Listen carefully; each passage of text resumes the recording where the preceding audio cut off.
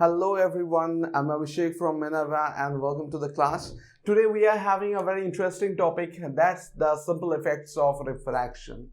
Now पिछले class में हमने रिफ्रैक्शन के बारे में कुछ जाना था कि रिफ्रैक्शन होता क्या है, रिफ्रैक्टिव इंडेक्स क्या होता है, उसके ऊपर बेसिस करके बहुत सारे न्यूमेरिकल्स हम लोगों ने सॉल्व किया था, right?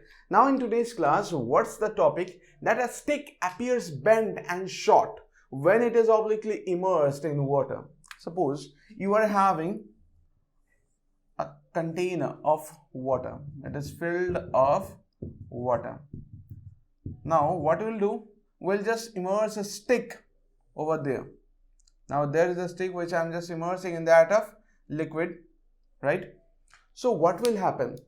Now in this case I'm just assuming that this is a luminous object. Okay, so it is having some of the light rays that are coming out of the water surface.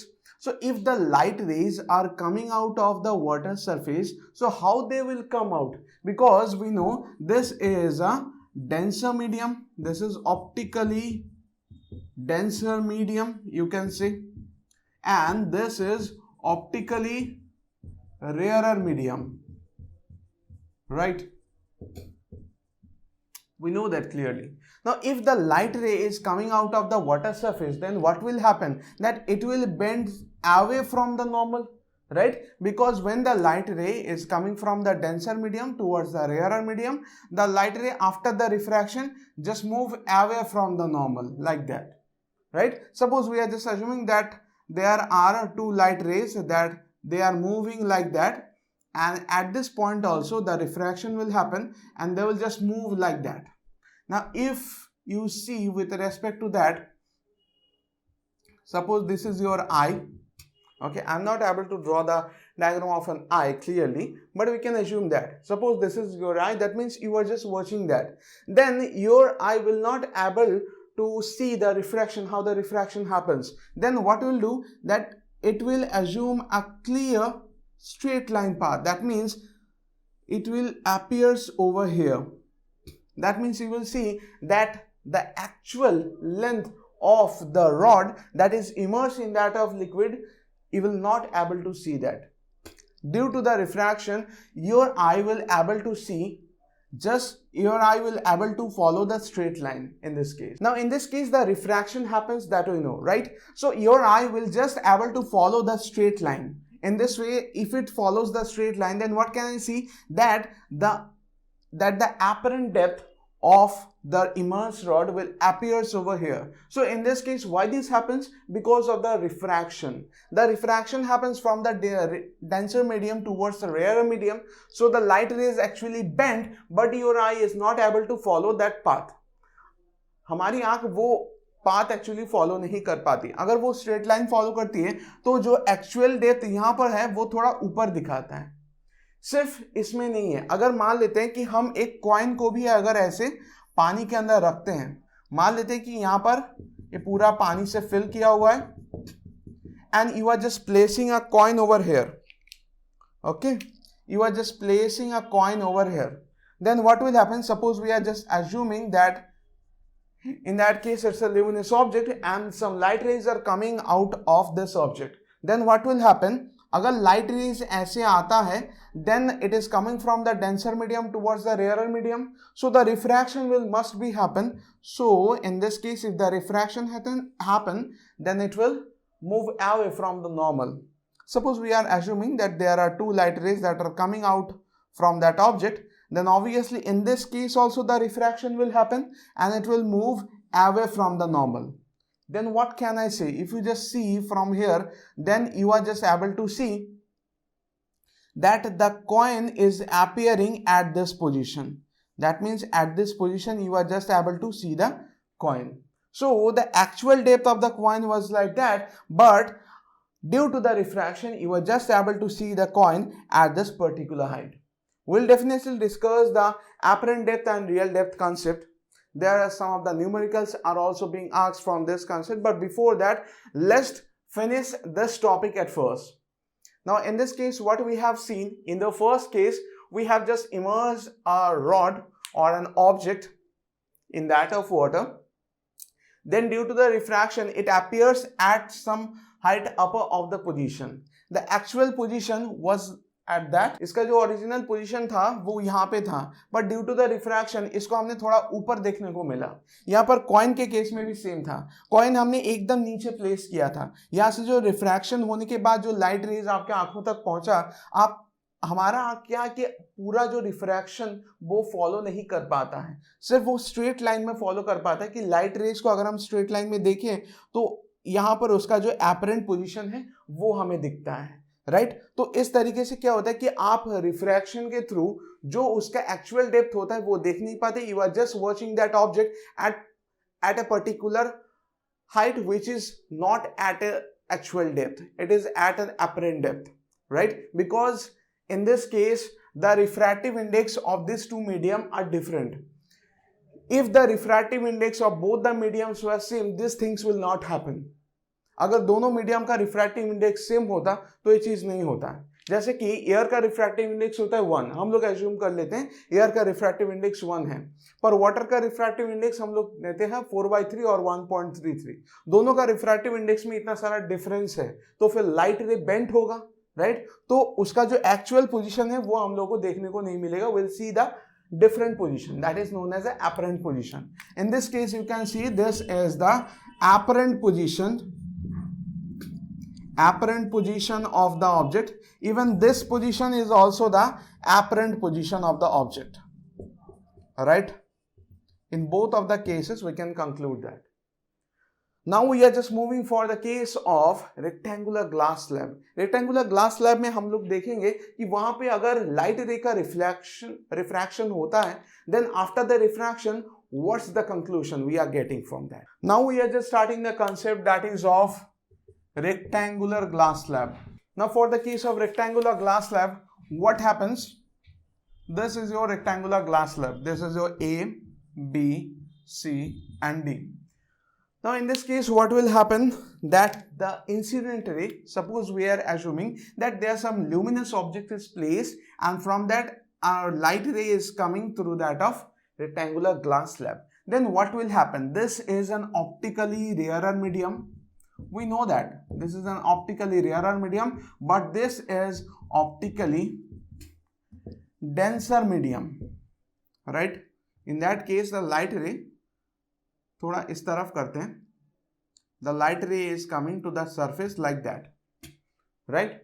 So in that case what will happen, at this point if you just draw a perpendicular, then you will see that the light ray is coming from the rarer medium towards the denser medium, so it will obviously bend towards the normal. Then it will obviously bend like that, कि यहाँ पे जो refracted रे है वो normal की तरफ bent हुआ है. अब अंदर जाने के बाद ये पूरा का पूरा मीडियम तो सेम है, कांच का बना हुआ है, तो इसमें कोई भी रिफ्रैक्शन नहीं होगा क्योंकि पूरे सरफेस का रिफ्रैक्टिव इंडेक्स सेम है, राइट. अब ये जब यहाँ से बाहर निकलेगा, बाहर निकलने के टाइम पे अगर यहाँ पे हम देखें तो दोबारा रिफ्रैक्शन होगा, क्योंकि अभी ये डेंसर मीडियम से रेयर मीडियम में आ रहा है, तो ऑब्वियसली क्या होगा कि ऐसे वो नॉर्मल से दूर भागेगा, राइट. डेंसर मीडियम से रेयर मीडियम में जब जाता है तब वो रिफ्रैक्टेड रे नॉर्मल से दूर भागता है, तो यहाँ से हम लोगों को रिफ्रैक्टेड रे मिल जाएगा. अब यहाँ पे अगर हम देखें कि this is the incident ray, this is the incident angle, this is the refracted angle. Again in this case this is the refracted angle and this is you can say the emergence angle. कि ऐसे light रे rectangular glass slab से बाहर जा रहा है. अब कैसे हम बताएं कि यहाँ पर जो इंसिडेंट एंगल था और ये जो इमरजेंस एंगल है दोनों का दोनों सेम है, क्योंकि ये इंसिडेंट रे और ये इमरजेंस रे मतलब जो रेक्टेंगुलर ग्लास स्लैब से निकल चुका है वो दोनों का दोनों रे पैरेलल ही निकलेगा. ऐसे हम प्रूफ करेंगे इसको, राइट. कैसे प्रूफ करेंगे, क्योंकि हम जानते हैं कि from Snell's law sine i by of sine r that is equals to how much, that is equals to mu. It's a one kind of refractive index. हम क्या जानते हैं कि sine i by of sine r that is equals to mu. This is the refractive index of the medium. तो हम बता सकते हैं कि sine i equals to mu sine r, right. अब दूसरा, जैसे कि हम यहां पर दोबारा रिफ्रैक्शन हुआ, राइट, तो इस केस में क्या लिख पाएंगे कि sine of r divided by sine of r dash equals to क्या लिखेंगे, कि जैसे कि आप देख सकते हैं कि रेयरर मीडियम से डेंसर मीडियम में जब लाइट रे आया था तो उसके लिए हमने रिफ्रैक्टिव इंडेक्स को ऐसे लिखा था। अब जब डेंसर मीडियम से रेयरर मीडियम में जा रहा है तो रिफ्रैक्टिव इंडेक्स को हम 1/μ लिख सकते हैं, right. Now in this case sine of r dash अगर हम क्रॉस मल्टीप्लाई करते हैं तो sine of r dash equals to mu sine are.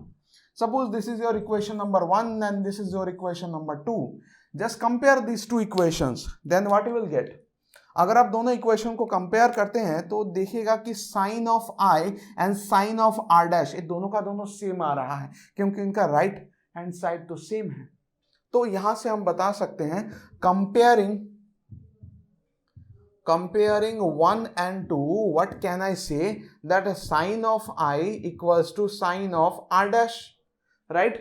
अगर ऐसा हुआ इसका मतलब I equals to r dash और एक रेक्टेंगुलर ग्लास स्लैब है, इसका मतलब ये दोनों का दोनों सरफेस पैरेलल है, मतलब AB is parallel with respect to that of DC. So that's why you can say that angle I equals to angle of r dash, मतलब ये दोनों का दोनों रे पैरेलली निकलेगा। तो इस तरीके से रेक्टेंगुलर ग्लास स्लैब का रिफ्रैक्शन, मतलब रेक्टेंगुलर ग्लास स्लैब में अगर आप रिफ्रैक्शन करते हैं तो उसका क्या नतीजा निकलता है वो हम ऐसे निकाल सकते हैं। Okay, now we are just starting the most interesting topic, that is the spherical lenses. Now the next topic that is of refraction by spherical lenses. तो एक्चुअली लेंस होता क्या है? Lens is one kind of transparent material through which the refraction can occur, right. तो lens हम लोग को दो तरीके का मिलेगा, दो तरीके के लेंस के बारे में हम लोग जानेंगे। एक होता है आपका कंकेव लेंस, राइट, और दूसरा होता है आपका कन्वेक्स लेंस, राइट। जैसे इनके नाम से ही समझ में आता है, अगर हम कन्वेक्स लेंस का बात करें तो कन्वेक्स लेंस कैसे बनाया जाता है और किस तरीके का कन्वेक्स लेंस हम लोग को देखने को मिलता है। देखिए, तीन तरीके का कन्वेक्स लेंस होता है। कन्वेक्स लेंस एक्चुअली अगर ऐसे होता है तो इसको हम लोग बोलते हैं प्लेनो कन्वेक्स। अगर कन्वेक्स लेंस इस तरीके का होता है तो उसको हम बोलते हैं प्लेनो कन्वेक्स, राइट। अगर कन्वेक्स लेंस कुछ इस तरीके का होता है तो उसको हम बोलते हैं कन्वेक्स मेनिस्कस, राइट। अगर कन्वेक्स लेंस कुछ इस तरीके का होता है तो उसको हम बोलते हैं डबल कन्वेक्स, राइट। तो अभी हम लोग डिस्कस करने वाले हैं इस डबल कन्वेक्स लेंस के लिए, मतलब दोनों का दोनों सरफेस आपका कन्वेक्स है। इसको प्लेनो कन्वेक्स क्यों बोलते हैं? क्योंकि उसका एक सरफेस प्लेन है, दूसरा सरफेस कन्वेक्स है। इसको कन्वेक्स मेनिस्कस क्यों बोलते हैं? क्योंकि इसका एक सरफेस आपका कंकेव है, एक सरफेस आपका कन्वेक्स है, राइट। अब इसको हम डबल कन्वेक्स क्यों बोलते हैं? जैसे कि इसका दोनों का दोनों सरफेस कन्वेक्स है। अब कन्वेक्स मिरर, कन्वेक्स लेंस का जो प्रॉपर्टी है उसको ध्यान से समझिए। कन्वेक्स लेंस में क्या होता है कि कन्वेक्स लेंस को हम लोग कन्वर्जिंग लेंस के तौर पर जानते हैं, राइट। कन्वेक्स लेंस को कन्वर्जिंग लेंस क्यों बोला जाता है? कि मान लीजिए कि आपको एक कन्वेक्स लेंस ऐसे दिया गया हो, ठीक है, इसका एक मिड पॉइंट होता है इन दोनों स्फेरिकल सरफेस का, जिसको हम ऑप्टिकल सेंटर के नाम से जानते हैं।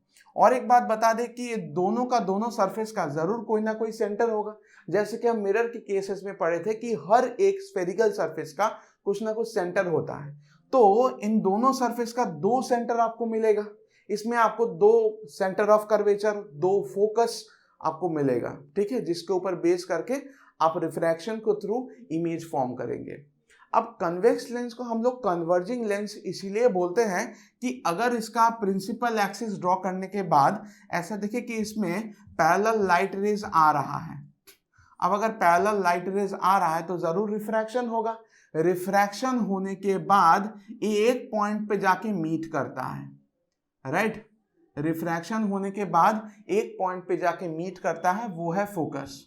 अब हम कन्वर्जिंग लेंस या कन्वर्जिंग लेंस इसलिए बोलते हैं क्योंकि यहाँ पे पैरेलल लाइट रेज रिफ्रैक्शन के बाद एक पॉइंट पे मीट कर रहा है, मतलब यहाँ पे जो इमेज आपका बन रहा है वो एक रियल इमेज है, राइट। अब अगर बात हम कंकेव लेंस की करें तो कंकेव लेंस में क्या होता है कि कंकेव लेंस में आपका मान लीजिए कि कंकेव लेंस ऐसा दिखता है, इसको बोलते हैं डबल कंकेव, राइट, क्योंकि इसका दोनों का दोनों सरफेस कंकेव है।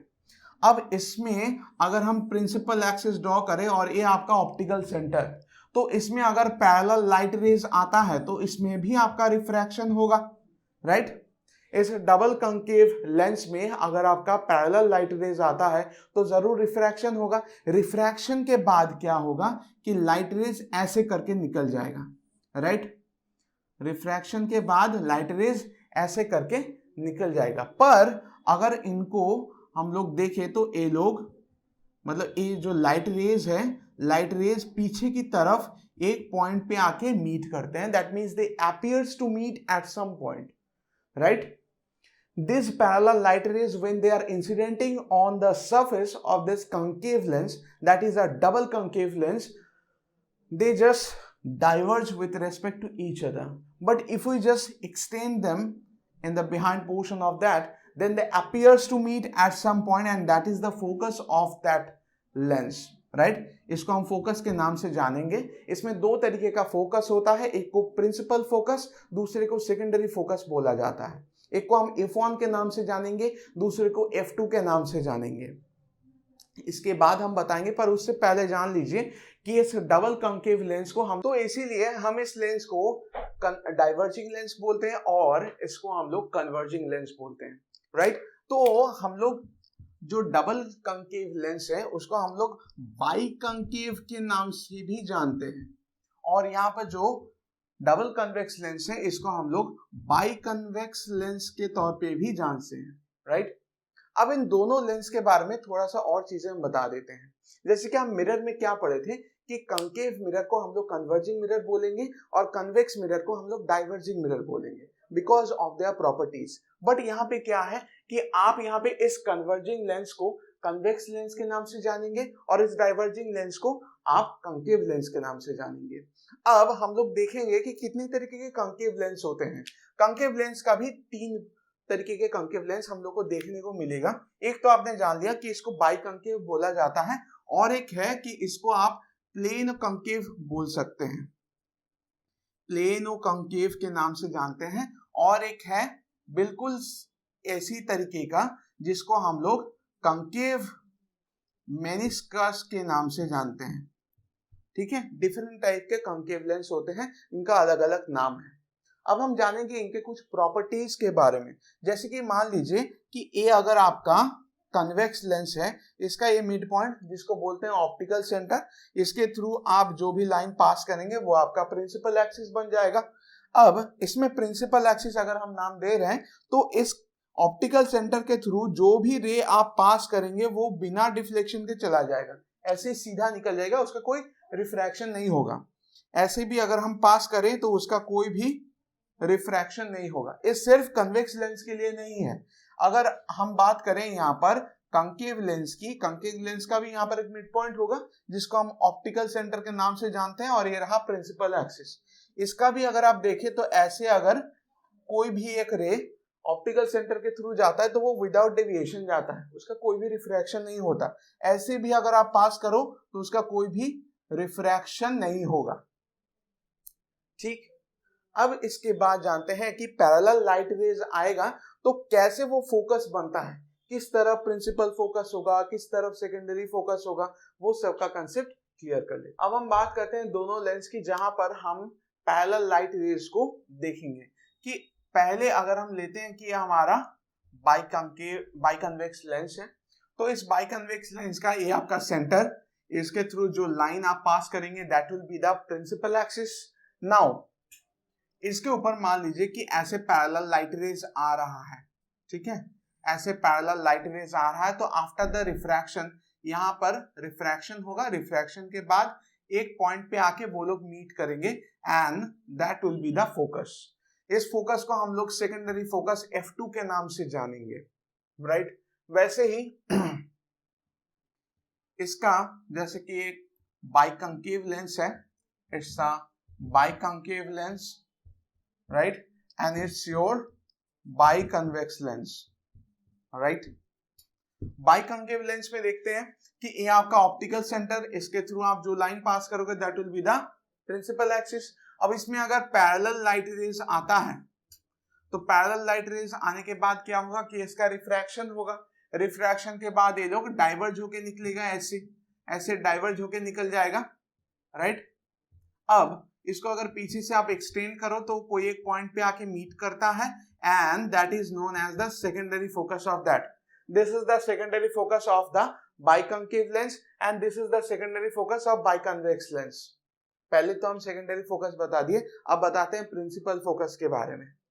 प्रिंसिपल फोकस कैसे निकालेंगे कि ऐसे मान लीजिए कि आपका बाइकॉन्वेक्स लेंस है, उसके ऊपर ऐसे आपका पैरेलल लाइट रेज आ रहा है कोई एक फिक्स्ड पॉइंट से, ठीक है. ऐसे अगर पैरेलल लाइट रेज आ रहा है, then what will happen after the refraction, they will just meet at some particular point, right. So this is the primary focus, this is known as f2.1. Okay, so this is the primary focus of biconvex lens. याद रखना कि आपका biconvex lens है, convex की जगह पर concave नहीं लिखना है. कंसेप्ट दिमाग में क्लियर होना चाहिए कि इसको कन्वेक्स एक रीजन के बारे में बोलते हैं. इसका जो दोनों सरफेस आप देख रहे हो, एक कन्वेक्स मिरर का, दो कन्वेक्स मिरर का आपस में जोड़ दो, आपका कन्वेक्स लेंस बन जाएगा, ठीक है. यहाँ पे भी दोनों, जैसे कि आउटर सरफेस को हम लोग पूरा पॉलिश्ड यूज करते हैं. आउटर सरफेस जो है ये पूरा का पूरा पॉलिश्ड है. अगर आउटर सरफेस आपका यहाँ पर कोटिंग दिया हुआ रहता तो क्या होता, आपका यहाँ से लाइट रे अंदर आ नहीं पाता. तो यहाँ पर दोनों जो सरफेस यूज किया गया है वो कन्वेक्स सरफेस है, तो इसीलिए इसका नाम कन्वेक्स लेंस है. यहाँ पे दोनों सरफेस कंकेव मिरर के जैसा है, दोनों सरफेस कंकेव है, इसीलिए इसको कंकेव लेंस बोला जाता है. एक्चुअली बाइकॉन्केव लेंस बोला जाता है क्योंकि दोनों का दोनों कंकेव सरफेस है. अब दूसरी बात कि इसका प्रिंसिपल फोकस कहाँ पे होगा, इसके लिए क्या करेंगे कि पहले देखिए कि ये आपका बाइकॉन्केव लेंस, जिसका है मिड पॉइंट, जिसको हम जानते हैं ऑप्टिकल सेंटर के बारे में, राइट. अब ऐसे अगर लाइट रेज आता है, राइट, ऐसे अगर लाइट रेज आता है तो लाइट रेज ऐसे आने के बाद क्या होता है कि रिफ्रैक्शन होता है, रिफ्रैक्शन के बाद ऐसे पैरेलली निकल जाता है. तो लाइट रेज अगर ऐसे आ रहा है फोकस की तरफ एम करके, तो रिफ्रैक्शन के बाद ये लोग पैरेलली निकलेगा, तो इसका भी रिफ्रैक्शन होगा और ये ऐसे पैरेलली निकल जाएगा, राइट. तो इसका भी रिफ्रैक्शन होगा और ये पैरेलली ऐसे निकल जाएगा. पर इसको अगर आप ऐसे एक्सटेंड करते हो तो ये यहाँ पर एक पॉइंट पे आके मीट करता है, and that is the principal focus for this biconcave lens, right. तो दोनों लेंस का हमको प्रिंसिपल और सेकेंडरी फोकस पता है, राइट. तो इसको एक बार समराइज कर लेते हैं. जैसे कि मान लीजिए कि आपको ऐसा एक कन्वेक्स लेंस दिया गया हो, ठीक है. इस कन्वेक्स लेंस का आप बोलेंगे कि इस तरफ हमारा प्राइमरी फोकस, इस तरफ हमारा सेकेंडरी फोकस, राइट. जैसे देखिए पहले हमने सेकेंडरी फोकस को बनाया, उसके बाद हमने प्राइमरी फोकस को बनाया, राइट. तो ऑब्वियसली आपका प्राइमरी फोकस है, आपका सेकेंडरी फोकस. ऐसे ही आप कंकेव का भी देख लो कि ऐसे कंकेव लेंस अगर है तो उसका हम बोलेंगे कि इस तरफ आपका प्राइमरी फोकस, इस तरफ आपका सेकेंडरी फोकस.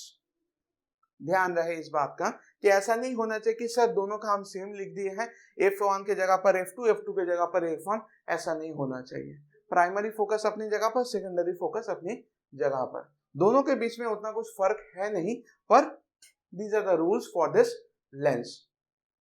नाउ अभी तक हम लोगों ने कंकेव लेंस और कन्वेक्स लेंस का फोकस के बारे में सब कुछ जान लिया. अब फोकस का डबल अगर हम करते हैं, then we will get centre of curvature, जिसको हम लोग C1 C2 के तौर पे भी लिख सकते हैं, या फिर twice of F1 twice of F2 की तरह पर भी लिख सकते हैं. तो इस लेंस का F1 का डबल मान लेते हैं यहां पर होगा, and that will be twice of F1. So this is the centre of curvature of any of the surfaces. Now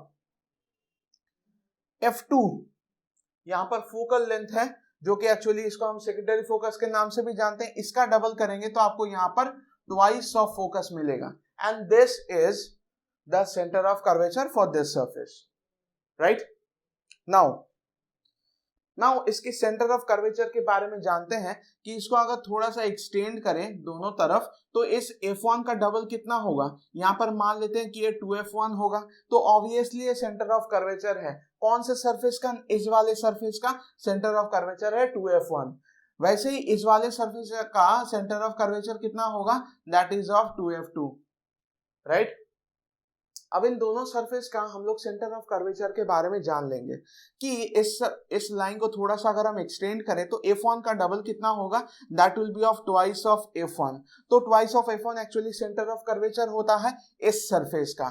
वैसे ही f2 का अगर हम डबल निकाले, that will be of twice of f2 and that will be the centre of curvature for this surface.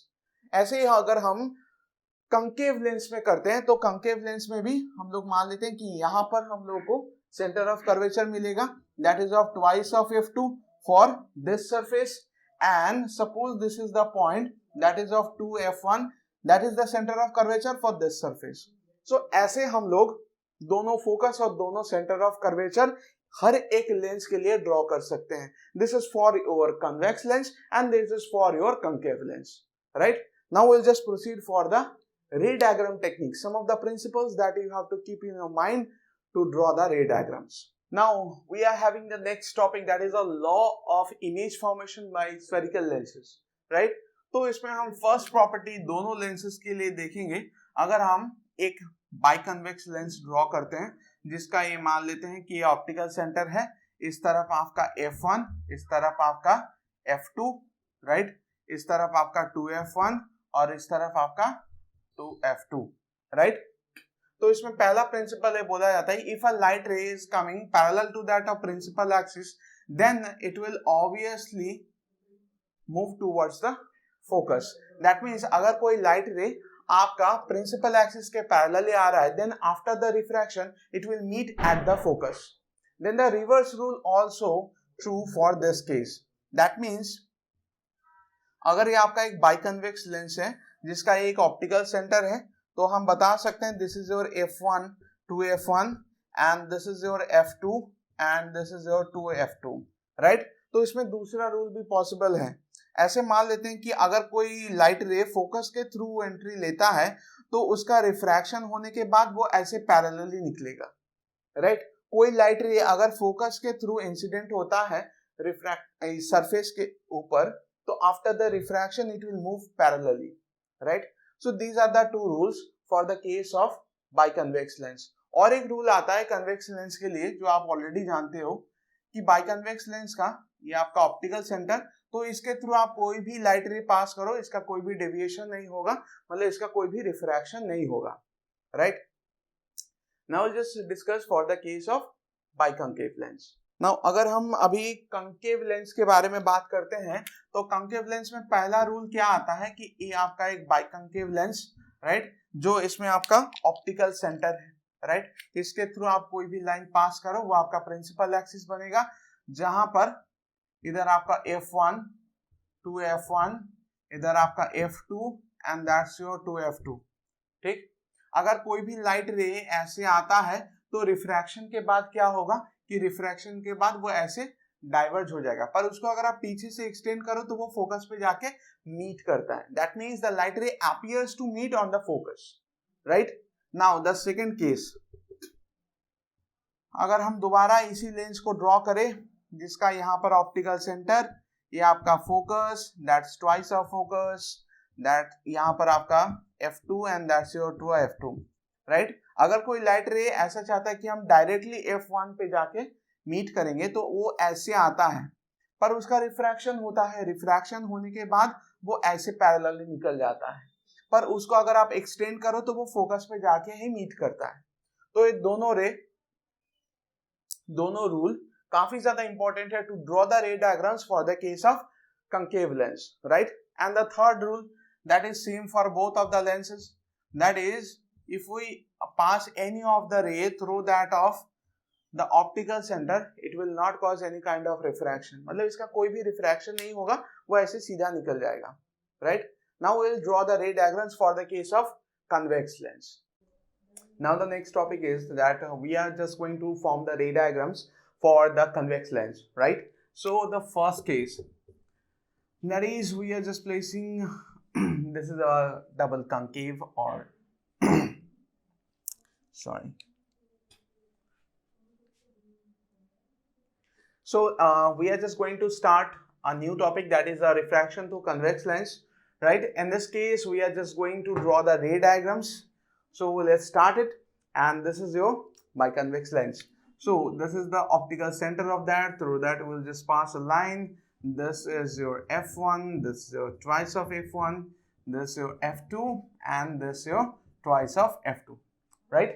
Now initially, where we are just placing that object at infinity. अगर object को हम लोग infinity में रखते हैं तो वहां से जो लाइट रेज आएगा वो एक्चुअली दो तरीके का लाइट रेज आता है. पहला लाइट रेज जो ऑप्टिकल सेंटर के थ्रू ऐसे पास हो जाता है जिसका कोई भी डेविएशन नहीं होता. दूसरा लाइट रे फोकस के थ्रू एंट्री लेता है. दूसरा लाइट रे अगर फोकस के थ्रू ऐसे आता है, then what will happen that after the refraction it will move like that, right? Refraction होने के बाद क्या होगा कि वो प्रिंसिपल एक्सिस के पैरेलली चला जाएगा, राइट? प्रिंसिपल एक्सिस के पैरेलली जाएगा. तो यहाँ पर दोनों का जो इंटरसेक्शन हुआ है, इंटरसेक्शन के बाद यहाँ पर हमको एक इमेज देखने को मिलेगा एट द फोकस. मेरा रे डायग्राम की वजह से यहाँ पर थोड़ा सा आगे चला गया है, but we will get an image at that of focus, okay, and that will be an inverted image. It's a real image. So the first thing that object हम लोग कहाँ पे रख रहे हैं? Object is placed at infinity, right? We are getting the image at where? We are getting the image at a focus, right? Focus bracket में आप लिख दीजिए F2, right? अगर आप ऑब्जेक्ट को इंफिनिटी में प्लेस कर रहे हैं, वहां से एक लाइट रे आएगा जो ऑप्टिकल सेंटर के थ्रू निकल जाएगा. दूसरा लाइट रे फोकस के थ्रू आएगा. Then after the refraction it will move parallel to the principal axis, right? Now when these two light rays are intersecting with each other, we are just getting the image that is an inverted real image. So type में हम लोग लिख देते हैं the image we are getting that is an inverted real image, but it is highly diminished. It is highly diminished in nature. Remember that. Object का size यहाँ पे काफी बड़ा है, इसीलिए आपको इमेज इस तरीके का मिला. अगर ऑब्जेक्ट का साइज छोटा होता तो आपको इमेज और भी ज्यादा छोटा मिलता.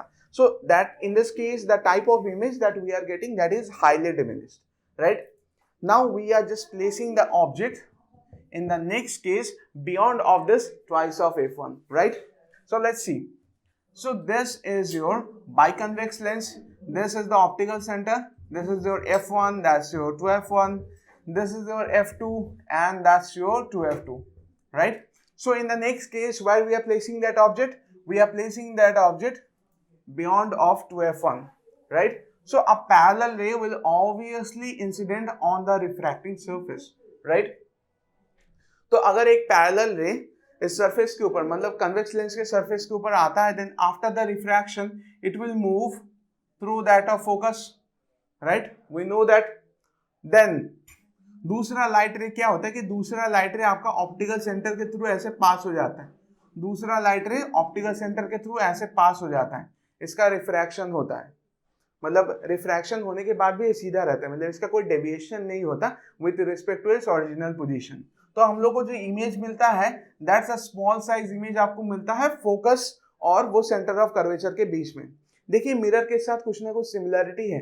अगर आप बियॉन्ड सेंटर ऑफ कर्वेचर कोई ऑब्जेक्ट को प्लेस कर रहे हैं तो आपको यहाँ पर फोकस और सेंटर ऑफ कर्वेचर के बीच में आपको इमेज मिल रहा है, राइट? यहाँ पे जैसे कि F2 और 2F2 के बीच में आपको एक इन्वर्टेड रियल इमेज मिला. तो इसके लिए हम लोग नोट डाउन कर लेंगे, यहाँ पे एक ही टेबल बना लेते हैं. That will be better for this two case, right? दैट हम लोग को बार बार यहाँ पे ऑब्जेक्ट इमेज टाइप लिखना नहीं पड़ेगा. इस केस के लिए हम लोग ऑब्जेक्ट को कहाँ पे प्लेस किए हैं? We are placing that object beyond of 2f1, right? Object को हम लोग बियॉन्ड ऑफ 2f1 में रखे हैं and we are getting the image where we are getting the image between f2 and 2f2, right? What is the type of the image? That's a real, inverted and small in size. Small in size. ये size कब तक small रहेगा? जब तक आप centre of curvature के बाहर है. जब भी आप ऑब्जेक्ट को सेंटर ऑफ कर्वेचर के ऊपर रखेंगे you will get an image that is of same size. Now let's make the ray diagram for that. That is the next case we are just going to analyze that for the convex lens, right?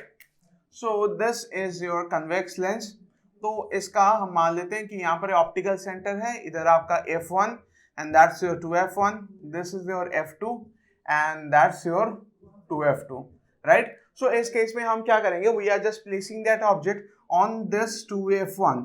अगर हम object को यहाँ पे place करते हैं, दो तरीके का रे हमेशा निकलता है। पहला रे आपका ऐसे प्रिंसिपल एक्सिस के पैरेलल ही जाएगा, उसका रिफ्रैक्शन होगा and it will pass through that of focus, right. दूसरा रे आपका ऑप्टिकल सेंटर के थ्रू डायरेक्टली चला जाएगा, ऑप्टिकल सेंटर के थ्रू ऐसे चला जाएगा। यहाँ पर हमने रे को इसलिए बेंड किया ताकि आपको इमेज यहाँ पर 2F2 पे मिले, right. We are just writing down that 2F2 here. Now अगर दोनों रे इंटरसेक्ट करता है तो आपको सेम साइज का इमेज यहाँ पे मिल जाएगा। ध्यान रखिए यहाँ पर जो इमेज आपका मिल रहा है वो आपका सेम साइज का होना चाहिए। यहाँ पर मैंने स्केल या फिर कुछ यूज नहीं किया है, इसलिए मेरे को यहाँ पर जो इमेज मिला है that's enlarged in size. But if you are placing that object on the center of curvature, you are getting the same size image on 2F2. So in this case, object को कहाँ पर place कर रहे हैं? At 2F1, right? We are placing that object at 2F1, so we are getting the image at 2F2, right? अगर हम 2F1 में object को प्लेस कर रहे हैं, 2F2 में हमको इमेज मिल रहा है, and what is the type of image we are getting? That's a real inverted and same in size. Remember that, real inverted and same in size.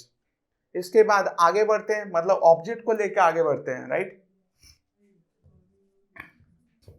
अभी केस नंबर 4, जहां पर हम ऐसे लेंस को बना लेते हैं। पहले इसका देखिए, यहाँ पर आपका ऑप्टिकल सेंटर, इधर आपका F1 दैट्स योर 2F1, इधर आपका F2 that's your 2F2, right. अब हम ऑब्जेक्ट को कहाँ पे रखेंगे? 2F1 और F1 के बीच में। अगर हम ऑब्जेक्ट को यहाँ पे रखते हैं, then what type of light rays that will emerge from it? that one of the light rays will emerge parallel to that of principal axis, and after the refraction it will pass through that of focus, like that, okay. And the second thing, if the second light ray that will pass through that of optical center and that will meet beyond at of center of curvature, that means beyond the 2F2 the light rays will meet. अगर 2F2 के बाद light rays मिल रहा है, then you are getting the image beyond of this 2F2. अगर आप object को 2F1 और F1 के बीच में रखते हैं, then you are getting the image beyond of 2F2, right? And that's a real enlarged image. यहाँ से enlarged image आपका फॉर्म करना चालू होता है। और एक बात मैं बता दूं, कंकेव मिरर में जैसे एक केस लास्ट में था जहां पर आपको एक वर्चुअल इमेज देखने को मिला था, यहाँ पे भी आपको वर्चुअल इमेज देखने को मिलेगा। But before that, just write down whatever we are just getting in this case, okay. So the object we have placed between 2F1 and F1, where the image we are getting over here, that is beyond of 2F2. The type of image in this case, that is obviously real, inverted and enlarged in size. Real, inverted and enlarged in size. So in both of the cases we have seen that in the first case, if we are placing that object in that of center of curvature, that is of 2F1, we are getting the image at 2F2 and they both are of same in size. But in this case, if you are placing that object in between of 2F1 and F1, you are getting the image beyond of 2F2. So in this case, the image you have formed, that means you have got, that is enlarged in size. Now we will place that object on focus. Mirror में क्या होता था कि अगर आप focus में object को रखते हो तो इमेज आपका इंफिनिटी में बन रहा है, यहाँ पर भी इमेज आपका इंफिनिटी में ही बनेगा, बट विल मेक दैट रे diagram. Now in that case where we are just going to form the image, this is of case number 5. यहाँ पे भी 6 cases आपको देखने को मिलेगा. यहाँ पर हम क्या करेंगे, this is your convex lens, this is your optical center, this is your focus, F1 to F1, this is your F2 and that's your 2F2, right? Now what we are just going to form, that is, अगर आप object को F1 में रखते हैं, that's a luminous object, so obviously the light rays will comes from it, and if one of the light rays is incidenting as parallel with respect to the principal axis, then parallel आने के बाद क्या होता है कि वो focus के through ऐसे चला जाता है, दूसरे फोकस के थ्रू चला आता है। तो एक फोकस में अगर आप ऑब्जेक्ट को प्लेस करते हैं, वहां से अगर पैरेलल लाइट रेज निकलता है, then the light rays passes through the secondary focus. The second thing that is the second light rays that will pass through that of optical centre, तो इसका कोई भी डेविएशन नहीं होगा, तो विदाउट डेविएशन ऐसे निकल जाएगा। Then the image that will be formed on infinity, जैसे कि सेंटर ऑफ कर्वेचर के बहुत बाहर जाके इंफिनिटी में जो इमेज फॉर्म होगा that will be of largest in size. तो इस केसेस में जो आपको इमेज मिलता है that is largest in size, remember that. So इस केसेस के लिए हम लोग क्या करेंगे, ऑब्जेक्ट कहाँ पे हम लोग रख रहे हैं, object we are placing at F1, so image हम लोग को कहाँ पे मिल रहा है, at infinity, right? We are getting the image at infinity. What is the type of image? It is obviously real, inverted, and we can say it is highly enlarged, right? In that case the image we are getting, अगर आप यहाँ पे screen रखते हैं तो आपको image जरूर दिखेगा, and that will be highly enlarged, remember that. Now this is the last case, that is of case number 6 we are going to analyze now. इसमें क्या होगा, हम ऑब्जेक्ट को F1 और ऑप्टिकल सेंटर के बीच में रखेंगे। ऑप्टिकल सेंटर को आप चाहें तो O से नाम दे सकते हैं, O फॉर ऑप्टिकल सेंटर, ठीक है। अब यहां से अगर ये आपका कन्वेक्स लेंस है, जहां पर ये आपका ऑप्टिकल सेंटर है, यहां पर हम फोकस और ट्वाइस ऑफ फोकस बना लेते हैं, इधर भी F2 2F2 बना लेते हैं। Then we are placing that object in between of the focus and optical centre.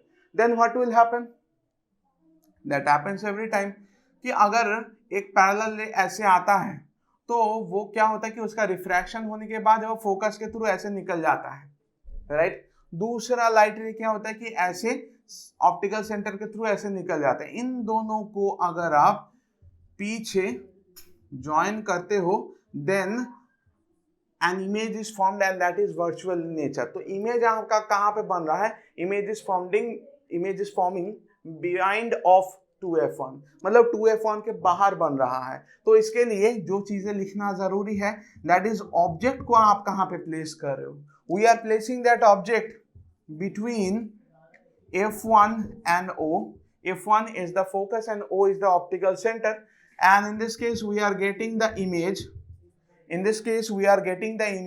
beyond of 2F1, right?